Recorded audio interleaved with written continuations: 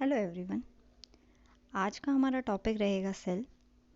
हमने इससे पहले बायो के केमिस्ट्री के बहुत सारे छोटे छोटे टॉपिक्स कवर करने की कोशिश की है, जिसमें हमने सारे फैक्ट्स फिगर्स जो एग्ज़ाम में पूछे जाते रहे हैं या फिर पूछे जा सकते हैं एनसीईआरटी बेसिस पे सब कवर करने की कोशिश की है। अगर आपने पुराने वीडियोस नहीं देखे हैं तो आई वुड सजेस्ट कि आप पहले जाके उनको देखिए, क्योंकि छोटे ड्यूरेशन में आपकी सारी चीज़ें कवर हो रही हैं एक टॉपिक से, वो आपको बहुत काम आएंगी।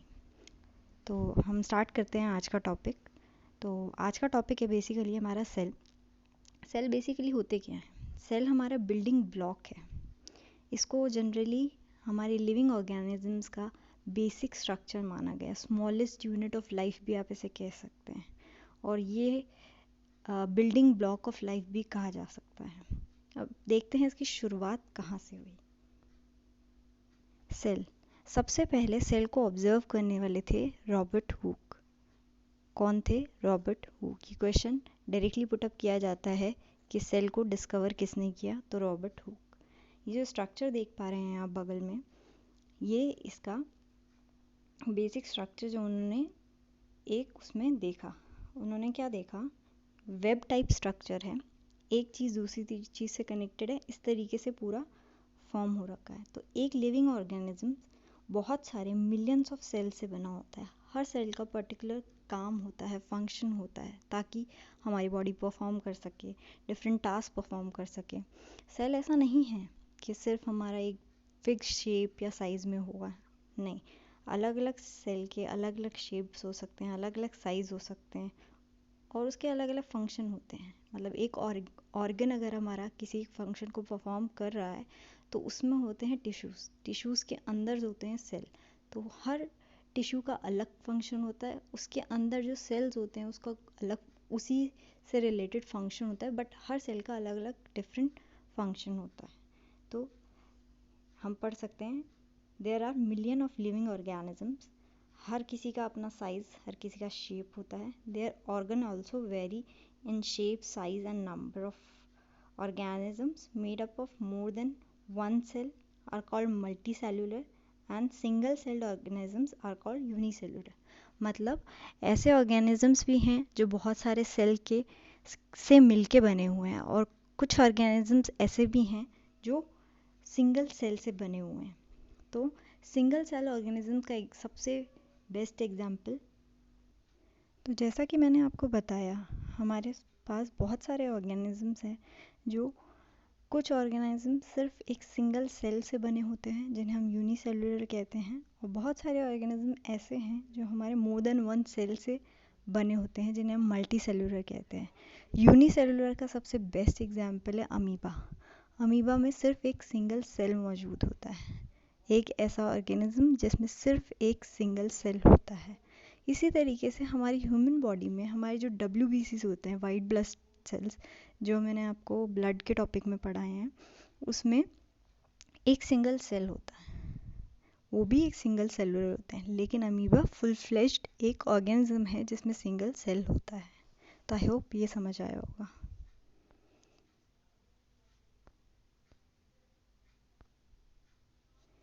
अब आते हैं facts related to cell. Amoeba has no definite shape. Unlike other organisms, it keeps on changing its shape. That is called pseudophodia. Pseudo यानी false, फोडिया यानी feet. अब इसका क्या मतलब है? इसका ये मतलब है कि अमीबा अपना शेप एंड साइज चेंज करता रहता है। सूडो यानी फॉल्स, फोडिया यानी फीट। शेप और साइज उसका चेंज होता रहता है। तो आपसे ये पूछा जाता है कि सूडोफोडिया किससे रिलेटेड है, तो अमीबा से रिलेटेड है। Each organ is further made up of smaller parts, जो मैंने आपको बताया कि टिश्यूज़ होते हैं जो एक पर्टिकुलर फंक्शन परफॉर्म करने के काम आते हैं। उसके अंदर एक ग्रुप ऑफ सिमिलर सेल्स होता है जो उस पर्टिकुलर फंक्शन को परफॉर्म करता है। ग्रुप ऑफ सेल्स जो एक पर्टिकुलर फंक्शन को परफॉर्म करता है। अब सेल के पार्ट्स क्या क्या होते हैं? सेल में न्यूक्लियस होता है। न्यूक्लियस के ऊपर उसकी एक मेम्ब्रेन होती है, जैसे आप स्ट्रक्चर में देख पा रहे होंगे। उसके अंदर साइटोप्लाज्म, उसके आसपास एरिया में साइटोप्लाज्म भरा हुआ होता है। उसमें कुछ लीफ टाइप स्ट्रक्चर होते हैं साइटोप्लाज्म में, वो मैं आगे बताऊंगी वो क्या होते हैं। और उस साइटोप्लाज्म के बाद एक सेल मेम्ब्रेन होती है। तो ये हमारा सेल का बेसिक स्ट्रक्चर होता है। तो basic components of cell are cell membrane, cytoplasm and nucleus. The cytoplasm and nucleus are enclosed within the cell membrane. तो सेल मेम्ब्रेन के अंदर न्यूक्लियस और साइटोप्लाज्म प्रेजेंट होता है। इन दोनों को हम प्लाज्मा मेम्ब्रेन भी कहते हैं। इन दोनों को कंबाइंड फॉर्म में प्लाज्मा मेम्ब्रेन भी बोला जाता है। द मेम्ब्रेन सेपरेट सेल, एक सेल को दूसरे सेल से, ये देख सकते हैं आप, दो सेल को अलग करने पर ये जो मेम्ब्रेन है, and also the cell from the surrounding medium, the plasma membrane is porous. तो इसमें एक चीज़ों का एक्सचेंज हो सके, मटेरियल्स का एक्सचेंज हो सके, इसलिए प्लाज्मा मेम्ब्रेन हमारी कैसी होती है, पोरस होती है। कौन कौन से होते हैं, nucleus, cell membrane, cytoplasm. Cytoplasm के कुछ लीफ टाइप स्ट्रक्चर होते हैं, वो हमारा पूरा सेल का स्ट्रक्चर होता है। आगे चलते हैं, कंपोनेंट्स ऑफ सेल एक एक करके पढ़ते हैं। सबसे पहले साइटोप्लाज्म, ये एक जेली टाइप सब्सटेंस होता है जो सेल मेम्ब्रेन और न्यूक्लियस के बीच में प्रेजेंट होता है, जो मैंने आपको बताया। वेरियस अदर कंपोनेंट्स और organism of cell are present in cytoplasm. These are mitochondria, Golgi bodies, ribosomes, etc. अब हम आते हैं न्यूक्लियस पे। दिस इज जनरली स्फेरिकल और located in the centre of the cell.